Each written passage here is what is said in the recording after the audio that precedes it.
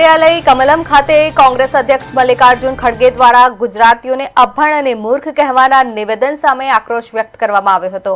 પંચમહાલ ભાજપના સંયોજક ડોક્ટર યોગેશ પંડ્યાએ પ્રેસ કોન્ફરન્સ યોજી જણાવ્યું કે આ પ્રકારનું નિવેદન 6.5 કરોડ ગુજરાતીઓનું અપમાન છે। તેમણે ભારપૂર્વક કહ્યું કે ગુજરાતીઓ સ્વમાન સાથે કદી સમાધાન કરતા નથી અને આ વખતે ગુજરાતમાં કોંગ્રેસને કોઈ સ્થાન નહીં મળે।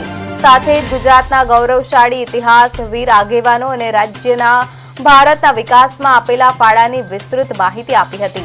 આ નિવેદનને કારણે રાજકીય વર્તુળોમાં ભારે ચર્ચા શરૂ થઈ છે।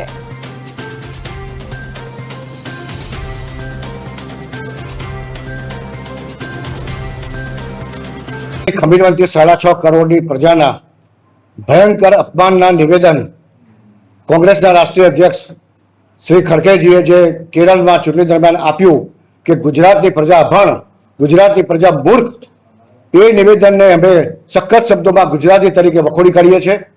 આવનારા દિવસોની અંદર અમારે એ સમજાવવું પડશે અને ગુજરાતની પ્રજાએ સમજાવશે કે ગુજરાતની પ્રજા અભણ નથી, ગુજરાતની પ્રજા મૂર્ખ નથી, ગુજરાતની પ્રજા શાણી છે, ગુજરાતની પ્રજા બુદ્ધિમત્તામાં સર્વોપરી છે અને હંમેશા વિકાસના કામો કર્યા છે। વિશ્વ ફલક પર જ્યારે આઝાદીના સંઘર્ષમાં મહાત્મા ગાંધીજીએ પોતાનું યોગદાન આપ્યું હોય, સરદાર વલ્લભભાઈ પટેલે દેશને એક રાખ્યો હોય, શ્રી નરેન્દ્રભાઈ મોદીજી દેશના યશસ્વી પ્રધાનમંત્રી દુનિયામાં વિકાસની અંદર ગુજરાતને નંબર 1 બનાવતા હોય, દેશને નંબર 1 બનાવતા હોય, તો એવા સમયે આ ગુજરાતીઓનું અપમાન કોઈ પણ સંજોગોમાં ચલાવી લેવામાં નહીં આવે।